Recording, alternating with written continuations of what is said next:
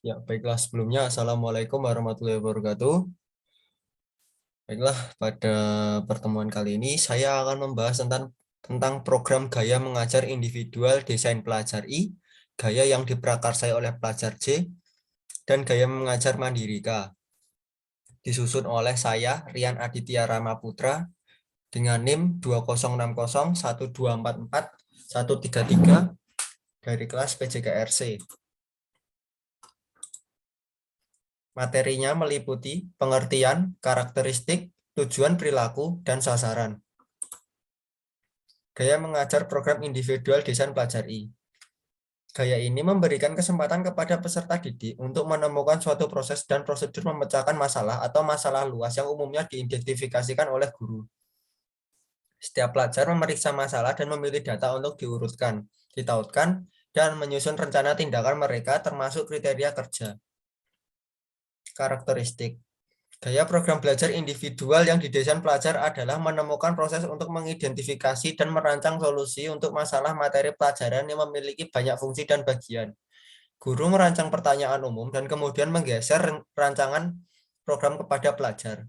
Semua rincian materi pelajaran mengenai maksud akhir masalah yang akan diselidiki, alasan desain program, urutan kejadian, serta kriteria penilaian dialihkan ke pelajar. Peserta didik memiliki kapasitas keputusan yang diperlukan saat merancang program yang kompleks.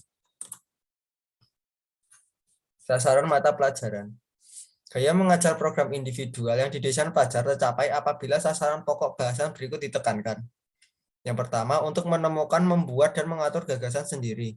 Yang kedua, untuk mengembangkan pokok bahasanya berhubungan dengan masalah yang kompleks selama periode waktu yang lama. Yang ketiga, untuk terlibat dalam proses sistematis untuk mengeksplorasi dan memeriksa masalah. Dan yang terakhir, untuk menetapkan standar kinerja dan evaluasi sendiri. Tujuan perilaku. Ketika gaya program individu yang dirancang peserta tercapai, tujuan perilaku berikut ditekankan. Yang pertama, untuk mengakomodasi perbedaan individu dalam pemikiran dan kinerja. Yang kedua, untuk memberikan kesempatan bagi pelajar untuk mengalami peningkatan kemandirian dalam jangka waktu yang relatif lama. Yang ketiga, untuk melatih ketekunan dan keuletan. Dan yang terakhir, untuk memberikan kesempatan bagi individu untuk menjadi mandiri. Gaya belajar yang diprakarsai gaya J. Gaya ini mengakui motivasi pelajar individu dan keinginan kognitif untuk merancang pengalaman belajarnya sendiri. Gaya ini memberikan pelajar yang secara mandiri memulai permintaan. Kesempatan untuk mengajar kerumitan yang melekat dalam membuat semua keputusan di pradampak, dampak, dan pasca dampak.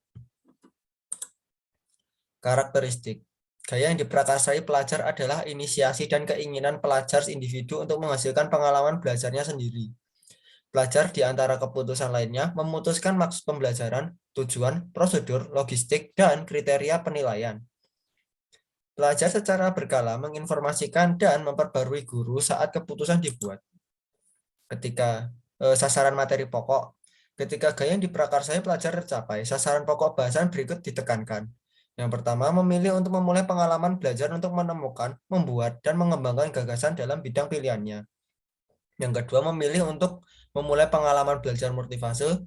Ketiga, menetapkan standar kinerja dan evaluasi sendiri. Tujuan perilaku. Ketika gaya belajar pelajar tercapai, tujuan perilaku berikut ditekankan. 1. Memilih untuk menjadi mandiri. 2. Memilih untuk menantang dirinya sendiri dengan memikul tanggung jawab untuk menciptakan pengalaman belajar. 3. Memiliki kebutuhan untuk melampaui batasan-batasan aktivitas yang disajikan kepada siswa lainnya. Dan 4. Untuk memberikan kesempatan kepada individu untuk menjadi mandiri. Gaya mengajar diri sendiri atau gaya K. Gaya ini tidak ada di sekolah. Selain itu, ini tidak tergantung pada guru kelas manapun. Ruang perkembangan gaya ini diatur oleh individu yang menerapkan pengalaman keberhasilan dalam mencapai tujuan yang dimaksudkan bergantung pada keuletan, motivasi, dan pengetahuan individu untuk membangun pengalaman belajarnya sendiri. Karakteristik. Karakteristik yang menentukan dari gaya mengajar mandiri adalah hasrat, motivasi, dan keuletan individu untuk menerima peran pengambilan keputusan dari guru dan pelajar. Konten yang dipilih ditentukan oleh individu dan alasan serta proses yang digunakan untuk mengidentifikasi tujuan pengalaman dibuat oleh individu tersebut. Sasaran perilaku. Gaya ini tidak selalu menghasilkan konten yang memberikan kontribusi bagi masyarakat atau menambah keindahan. Pengalaman belajar mandiri dapat menghasilkan kekacauan dan kehancuran.